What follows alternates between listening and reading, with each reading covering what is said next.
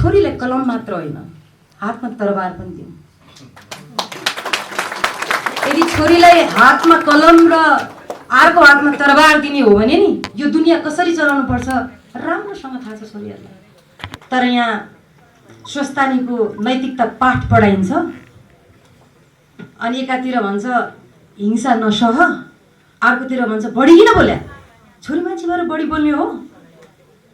यो डबल चरित्रले त छोरीको मुक्ति कहिले पनि हुँदैन। यो फल्ना फल्ना ओम चौधरी भन्नेले केटाले मसित गलत काम गर्यो भनेर यस्तो यस्तो भयो बाबा अनि भन्दै म काखामा लिएर त्यही पुलनिर बसेको आँखाले एउटाले हेर्दैन।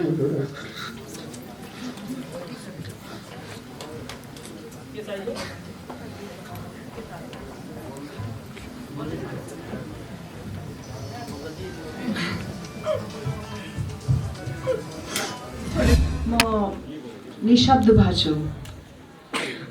हाम्रो कस्तो समाज रहेछ। 5 वर्षको नानीलाई रेप हुँदा हामी चुप्प लागेर बस्ने। धेरै वर्षदेखि म पढेर आइरहेको छु यो निर्मला काण्ड भनेर। त्यसको निष्कर्ष केही निस्किया छैन। आज 5 वर्षको पीडित बालिकाको बुवालाई भेटेँ। हामी कस्तो मनुष्य छौँ, हामी कस्तो समाजमा बसिरहेछौँ। यस्तो बेलामा हामीलाई चुप लाग्न सुहाउँछ। जहिले पनि हामीले हिंसाको विषयमा कुरा गरिरहँदाखेरि हामी खालि गन्थन मन्थनमै अड्केको मलाई चाहिँ त्यस्तो आभास हुन्छ। लड्दाखेरि 2-4 वटा करङ भाँचिएछ त्यो पुरुषको भने पनि कुनै बात छैन, कुट तिमीहरू पनि। तर कसैले सिकायो रुनु पर्ने।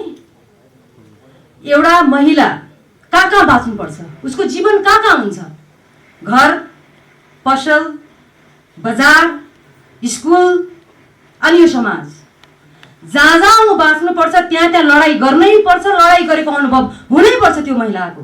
तर हामीले सिकायौँ नबोल, संस्कारी बन, शायर बस र नैतिकताको पाठ पढायौँ।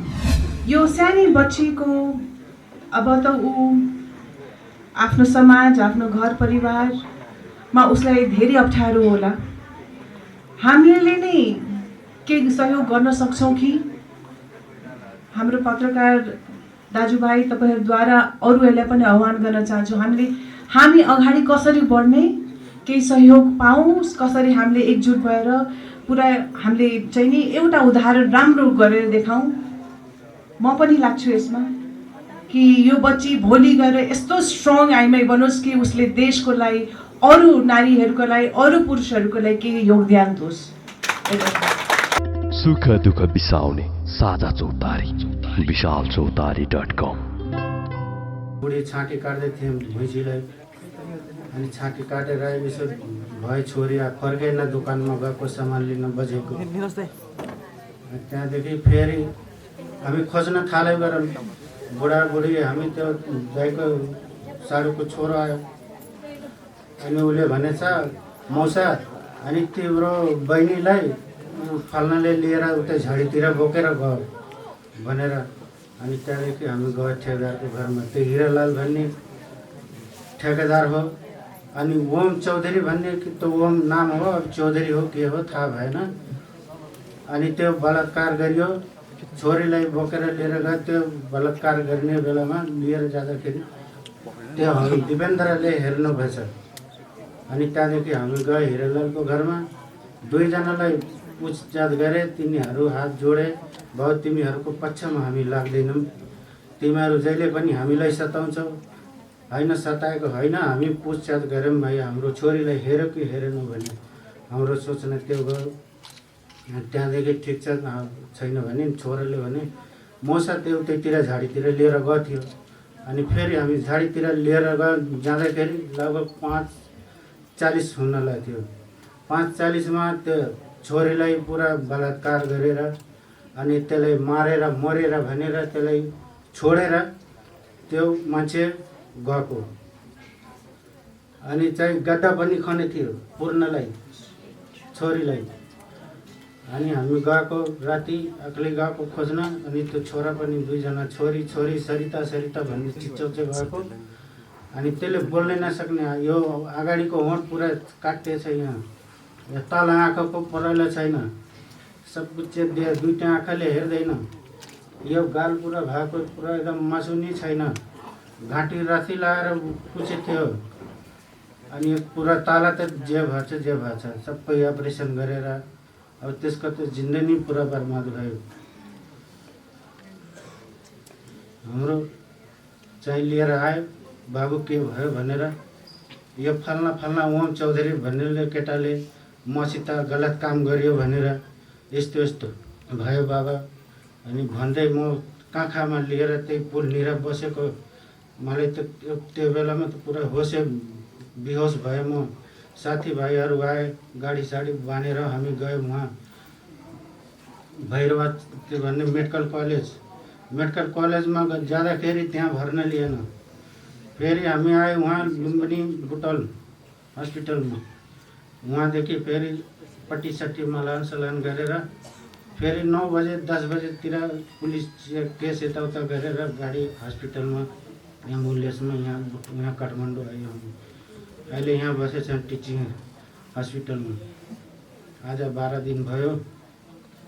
अहिले छोरीले बोल्दैछ, आँखाले एउटाले हेर्दैन।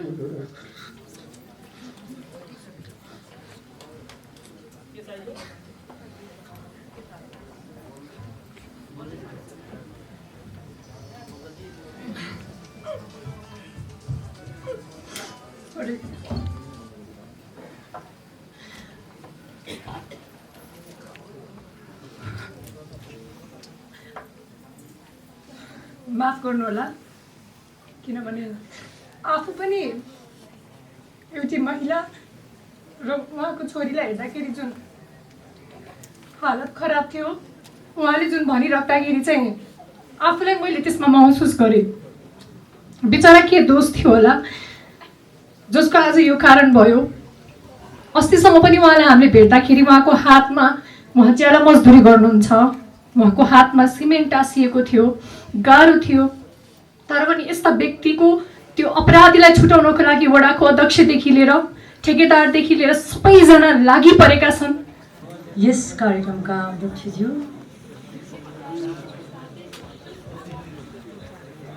ड्यासमा बस्नुहुने सम्पूर्ण वरिष्ठ व्यक्तित्वहरू, आज राष्ट्रिय एकता परिषदले जुन कार्यक्रम आयोजना गरेको छ यसको लागि धेरै धेरै शुभकामना। र यो जुन किसिमको महिलामाथि हुने हिंसाको मुद्दा उठाएको छ यो सशक्त रूपमा लागू होस्, सहरमा भन्दा पनि विकट ठाउँ जसलाई आवश्यकता छ त्यो ठाउँमा यो आवाज र यो पहुँच त्यहाँ पुगोस् भन्ने मेरो हृदयदेखि नै शुभकामना र यो मेरो चाहना पनि हो। जहिले पनि हामीले हिंसाको विषयमा कुरा गरिरहँदाखेरि हामी खालि गन्थन मन्थनमै अड्केको मलाई चाहिँ त्यस्तो आभास हुन्छ। आजभन्दा 15 वर्ष अगाडिदेखि नै हिंसारहित समाज, हिंसारहित इन्डस्ट्री, चाहे कुनै पनि इन्डस्ट्री होस्, चाहे त्यो फिल्म इन्डस्ट्री होस्, चाहे अन्य इन्डस्ट्रिजहरू होस्, त्यसको पक्षमा सधैँ म उभिएको एउटा पात्र हुँ।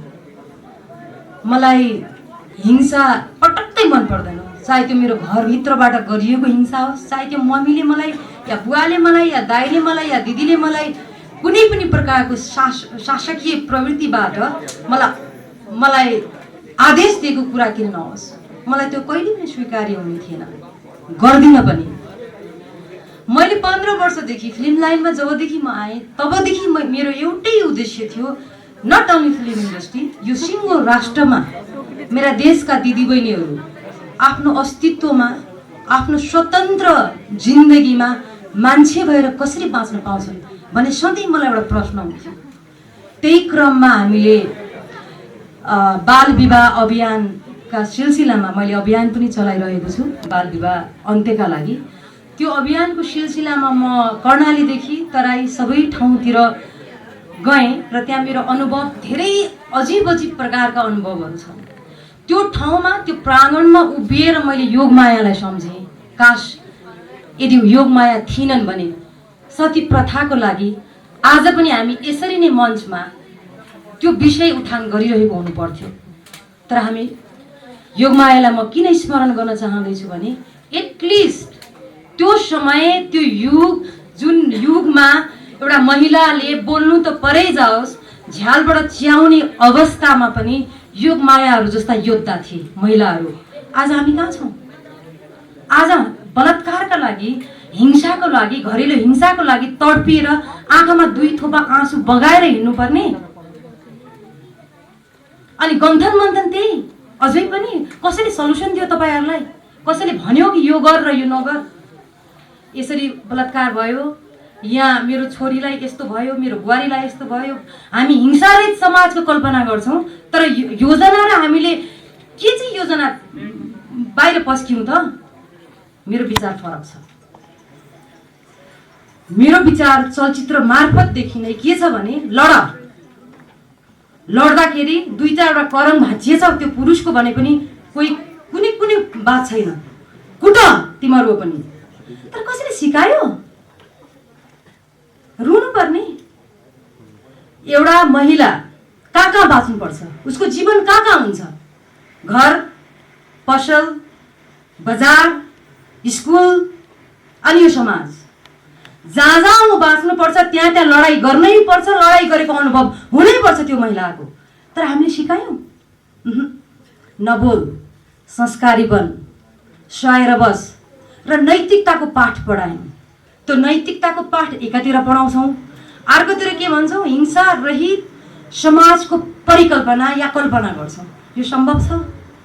हामी कल्पना गरौँ त एउटा आर्मीको अफिसर, क्याप्टन या सेकेन्ड लेफ्टेनेन्ट अथवा एउटा सिपाहीलाई कुनै पुरुषले हिंसा गर्नुभन्दा पहिला 50 पल्ट सोध्छ मेरो करम कतिवटा भाँचिन्छ, यसलाई मैले यदि चलाएँ भने, यसलाई यदि मैले जिस्काएँ भने, यदि यसलाई मैले हिंसा गर्ने कोसिस गरेँ भने कसैले हिंसा गर्न सक्छ? किन सक्दैन भने उसले आफ्नो सुरक्षाका लागि सङ्घर्ष गरेकी हुन्छ। हामीले महिलालाई, आफ्नो छोरीलाई सङ्घर्ष गर्न सिकायौँ? कहिले पनि सिकाएको मलाई थाहा छैन। अनि यहाँ त ice cream parlour, beauty parlour, shopping mall, कलेजमा गयो भने पनि सुरक्षित ठाउँ हेरेर सुरक्षित भएर कानी खुसी गर्ने। तपाईँहरू कल्पना गर्नुहोस् त यो सहरमा, यो देशमा कयौँ झगडा लडाइँ लडिरहेको हुन्छ। मैले लडाइँ लड्नुपर्छ, कुट्नुपर्छ भन्न खोजे होइन। त्यो लडाइँमा कुनै पनि दिन एउटा केटीले एउटा केटालाई कुटिरे भन्ने समाचार सुन्नु भएको छ? किन सुनिँदैन भने यहाँ छोरी मान्छेलाई नैतिकताको पाठ पढाइन्छ। छोरी मान्छेलाई यदि छोरी मान्छे लडी भने ऊ अनडिसिप्लिन्ड हुन्छ, ऊ अमर्यादित हुन्छ। अनि यसरी हामी हिंसारहित समाज कल्पना गर्न सक्छौँ? अनि हामीलाई दमित हुने तालिम दिएर बाहिर चाहिँ लडाकु छोरीहरू खोज्छौँ। असम्भव देख्छु म त यो त। जहिले पनि सदियौँदेखि अनगिन्ती छोरीहरू, कयौँ छोरी, आज हामी आफै पनि स्वतन्त्र खोज्छौँ भने उच्छृङ्खल भइसक्यो भन्छन्। यदि हामी स्वतन्त्र जीवन बाँच्न चाहन्छौँ, आफ्नो अस्तित्वको लडाइँ लड्न चाहन्छौँ भने बढी भई संस्कार रहेन रहेछ भन्ने प्रकारको टिक्का टिप्पणी गर्छौँ। ए छोरीले मात्रै इज्जत धान दिनुपर्ने, छोरीले मात्रै संस्कार सिक्नुपर्ने, अनि छोरीले मात्रै सबै कुरा ध्यान दिए भने मात्र यो समाज राम्रो हुने। एकातिर दमित भएर बस्ने तालिम दिन्छ, एकातिर छोरी बन्ने तालिम दिन्छ, अर्कोतिर लडाकु बन छोरी अथवा वीरङ्गना छोरीहरू खोजिन्छ। यो सम्भव छ? यो प्रश्न मेरो समाजलाई हो, तपाईँहरूलाई पनि हो। तर यति धेरै कुरा अरू वक्ताहरू पनि हुन्छ, उहाँहरूले पनि गर्नुहुन्छ। मलाई लाग्छ छोरीलाई कलम मात्र होइन, हातमा तरबार पनि दिउँ। यदि छोरीलाई हातमा कलम र अर्को हातमा तरबार दिने हो भने नि यो दुनियाँ कसरी चलाउनु पर्छ राम्रोसँग थाहा छ छोरीहरूलाई। तर यहाँ स्वस्थानीको नैतिकता पाठ पढाइन्छ, अनि एकातिर भन्छ हिंसा नसह, अर्कोतिर भन्छ बढी किन बोल्या, छोरी मान्छे भएर बढी बोल्ने हो। यो डबल चरित्रले त छोरीको मुक्ति कहिले पनि हुँदैन, महिला मुक्ति कहिले पनि हुँदैन, मलाई लाग्दैन। त्यसकारण तपाईँहरू ढुक्क भएर आफ्नो प्रतिरक्षाको लागि लड्नुस्। 2-4 दाँत फुस्किएछ भने पनि नो प्रब्लम, फुस्काइदिनुहोस्। हो, कहिलेसम्म डराएर बस्ने? कहिलेसम्म बुवाको प्रोटेक्सनमा, प्रेमीको प्रोटेक्सनमा, श्रीमानको प्रोटेक्सनमा, कहिलेसम्म अरूले मलाई रक्षा गर्छ भनेर बाँचिरहने? डरै बाँच्ने? निडर भएर बाँच्नुहोस्। र अर्को एउटा उत्साहित म के कुरामा चाहिँ उत्साहित छु भने आज यो 21औं शताब्दीमा पनि हामी जुन कुरा गरिरहेका छौँ, मानव बन्ने कोसिस गर, म महिला हुँ, त्योभन्दा पहिला म मान्छे हुँ, यो शरीरमा मेरो आत्मा छ, पुरुष र यो धरतीमा मैले पनि मान्छे बन्ने अधिकार त्यति नै छ जति एउटा पुरुषको छ। त्यसकारण नारी पुरुष बराबर हो भने बराबर भएर बाँच्नु पर्यो नि त। एउटा कुरा भनौँ, आजभन्दा धेरै वर्ष अगाडि उपलब्धि पनि छन् फेरि यसमा, हामी नेगेटिभ कुरा अथवा चाहिँ निराश मात्रै कुरा पनि गर्ने होइन। आजभन्दा कयौँ वर्ष अगाडि चाहिँ हामी मुगुकै महिला पात्र या पुरुष पात्रलाई हेर्ने भने 35 देखि 40 वर्षमा हजुरआमा हजुरबा बनिसक्ने अवस्था थियो। तर अहिले युग परिवर्तन भयो, समाजको केही चिजहरू परिवर्तन भयो, प्रविधि विज्ञान हरेक कुराहरू परिवर्तन क्रममा आज 35 वर्षको युवती टिनेजर हो कि कति वर्षको भन्ने हामीलाई छुट्याउने गाह्रो परिरहेछ। भन्नको मतलब केही कुरा त परिवर्तन पनि भइरहेछ। यसलाई सकारात्मक हिसाबले पनि लिनुपर्छ। हिजो औषध आयो 50 वर्ष थियो भने अहिले 70 त छ। यो केले भन्दा सोचले पनि हो। हिजो यो प्रविधि थिएन, विकासका कुराहरू थिएनन्, त्यो हिसाबले पनि हो। र निराश धेरै नहौँ। हामी हिजो यो देशमा देश भइरहँदा, हिजो पार्टी नहुँदा पनि, कुनै राजनीतिक दल नहुँदा पनि हामी बाँचेकै थियौँ, हामी राम्रैसँग बसेकै थियौँ। हामीलाई जुन जुन पार्टीको झन्डा मुनि जुन जसको सिद्धान्त जे भए पनि एउटा कुरा चाहिँ हामीले, म जाँदा एउटा कुरा चाहिँ के भन्न चाहन्छु भने हस्तक्षेप गर्न सिक्नुहोस् दिदीबहिनीहरूले, आक्रामक बन्नुहोस्। तपाईँहरूलाई लाग्छ एउटा हामी के पार्टीको एकछिन बिर्स्यौँ, एउटा रोल्पाको ओमसारी घरती हुनुहुन्छ जो सभामुख हुनुभयो, हिजो त्यो जनयुद्धले जन्माएको आक्रामक योद्धा त हो नि। रोल्पामै गएर उहाँलाई किस्तीमा त्यो पद त दिएको होइन नि, किन दियो त भन्दा उहाँ लडाकु हुनुहुन्थ्यो। उहाँ लड्न सिक्नुभयो, यो व्यवस्थासँग, यो समाजसँग या परिवारसँग। देवी भण्डारी हुनुहुन्छ, हामीलाई कतिलाई सहज लाग्ला यो महिला पात्र ABCDEFG जे मान्छेले गसिप निकाल्छन् त फर्गेट अबाउट इट। यदि उहाँको राजनीतिक चरित्र र आक्रामक शैली र यो समाज परिवार र आफ्नो यो बसेको दुनियाँसँग उहाँले लडाइँ गर्न नसकेको भए राष्ट्रपति बन्नुहुन्थ्यो? कसैले लगेर त्यो पदमा राखिदिँदैनन्। त्यो ज्ञान हुन पनि आवश्यकता छ। र म त जहिले पनि मेरो फिल्म मार्फत पनि के भन्छु भने जहिले मैले रेखा थापाले कुट्न सिकाउँछे, लडाकु गर्न सिकाउँ, म त एउटा छोरीले प्रतिरक्षाको लागि कसैलाई लड्छ भने उसको पछाडि म सधैँ हुन्छु। तर त्यसको सही सदुपयोग चाहिँ हुनुपर्छ, अनुशासनमा बसेर आफ्नो मर्यादालाई पनि कायम राख्दै। यदि आफूमाथि नचाहिँदो र अनैतिक प्रकारको आक्रमण हुन्छ भने प्लिज कोही पनि दिदीबहिनी छोरीहरू डराउनु पर्दैन। र जाँदा एउटा कुरा के भन्न चाहन्छु भने हामीलाई असल श्रीमती चाहिने, हामीलाई संस्कारी बुहारी चाहिने, हामीलाई अनुशासित छोरी चाहिने, अनि हामीलाई घरको व्यवस्थापन गरिदिने राम्री आमा चाहिने, यो चाहिने। तर फेरि हामीलाई उपलब्धि चाहिँ के चाहिने भने हिंसा चाहिँ हुनु भएन। यति यो पेरिफेरीमा कहाँ चाहिँ लडाकु श्रीमती चाहिन्छ, लडाकु प्रेमिका चाहिन्छ, एकदम खतरनाक आमा चाहिन्छ भनेर कहीँ भनिँदैन। संस्कारी नैतिकवान यसरी पढाइन्छ। बच्चैदेखि जन्मिएदेखि नै छोरी मान्छेलाई छोरी बन्ने तालिम दिइन्छ, जुन तालिम मैले त स्वीकारेको थिइनँ। मलाई धेरैले टिका टिप्पणी पनि गर्नुभयो फिल्म इन्डस्ट्रीमा आउँदा, यो कस्तो खालको केटी हो, केटा जस्तो। ल म स्ट्रङ हुँदा म केटा जस्तो हुँदो रहेछु भनेको मतलब हाम्रो परिचय कहिले परिवर्तन गर्ने त? हामी सबै मान्छे हौँ, हामी मान्छे भएर बाँच्नुपर्छ। हामीलाई यदि यो समाजमा तपाईँको छोरी यहाँ स्टेजमा बस्नुहुने कतिको छोरी होलान्, बहिनी होलान्, तपाईँले कहिले आफ्नो छोरी बहिनीलाई लड्न सिकाउनु भएको छ? जहिले पनि तपाईँहरूले हामीले धेरै नबोल यही नै भनिरहेछौँ, लड गएर परेको म बिहोर्छु भनेर एकपल्ट हेरौँ न त। अब दुनियाँ परिवर्तन हुने बेला आएको छ। तपाईँहरू आफ्नो आफ्नो ठाउँबाट जाग्नुहोस् र घरबाट त्यो लडाइँ सुरुवात हुनुपर्छ। जब तपाईँ घरबाट लडाइँ लड्नुहुन्न र त्यो मनको कमजोर सत्ता परिवर्तन गर्नुहुन्न, जसरी हाम्रो देशको सत्ता कमजोर छ, हामी छोरी मान्छेको सत्ता पनि त्यति नै कमजोर छ। जबसम्म यो सत्ता भत्काएर नयाँ सत्ता बन्दैन छोरी मान्छेहरूको मनभित्रको सत्ता, तबसम्म हामी निरीह नै बन्नुपर्ने हुन्छ। म सबैलाई शुभकामना दिन चाहन्छु र यो कार्यक्रमलाई पनि धेरै धेरै शुभकामना। र सबैजना यहाँ उपस्थित बहिनीहरू पनि हुनुहुन्छ, आमा दिदीहरू, सबैलाई प्लिज निडर भएर बाँच्नुहोस्। डरको आँखामा यसरी आँखा जुदाएर हेर्नुहोस् ताकि डर पनि तपाईँहरूसँग डराउन थालोस्। Thank you. नमस्कार, म निशब्द भएको छु। हाम्रो कस्तो समाज रहेछ। 5 वर्षको नानीलाई रेप हुँदा हामी चुप्प लागेर बस्ने। धेरै वर्षदेखि म पढेर आइरहेको छु यो निर्मला काण्ड भनेर।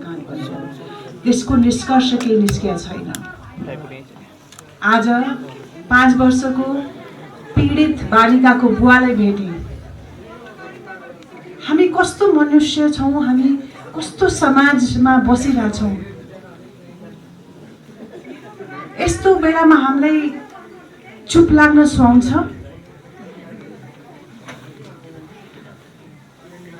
म धेरै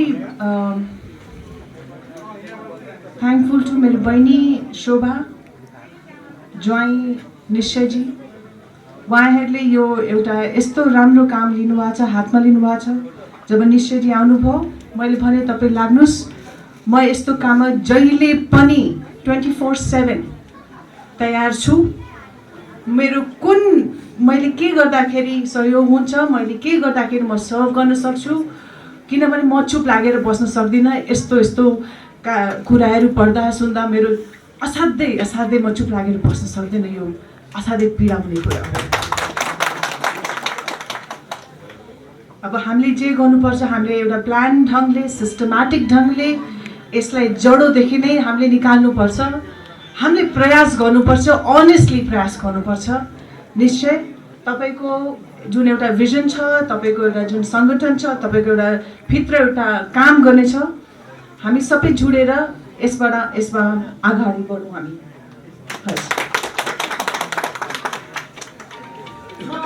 एउटा अरू कुरा राख्न चाहन्थेँ। यो सानी बच्चीको अब त ऊ आफ्नो समाज, आफ्नो घर परिवारमा उसलाई धेरै अप्ठ्यारो होला। हामीले नै केही सहयोग गर्न सक्छौँ कि? हाम्रो पत्रकार दाजुभाइ तपाईँहरूद्वारा अरूहरूलाई पनि आह्वान गर्न चाहन्छु, हामी अगाडि कसरी बढ्ने, केही सहयोग पाऊँ, कसरी हामीले एकजुट भएर पुरा हामीले चाहिँ नि एउटा उदाहरण राम्रो गरेर देखाउँ। म पनि लाग्छु यसमा कि यो बच्ची भोलि गएर यस्तो स्ट्रङ आइमाई बनोस् कि उसले देशको लागि, अरू नारीहरूको लागि, अरू पुरुषहरूको लागि केही योगदान दोस्।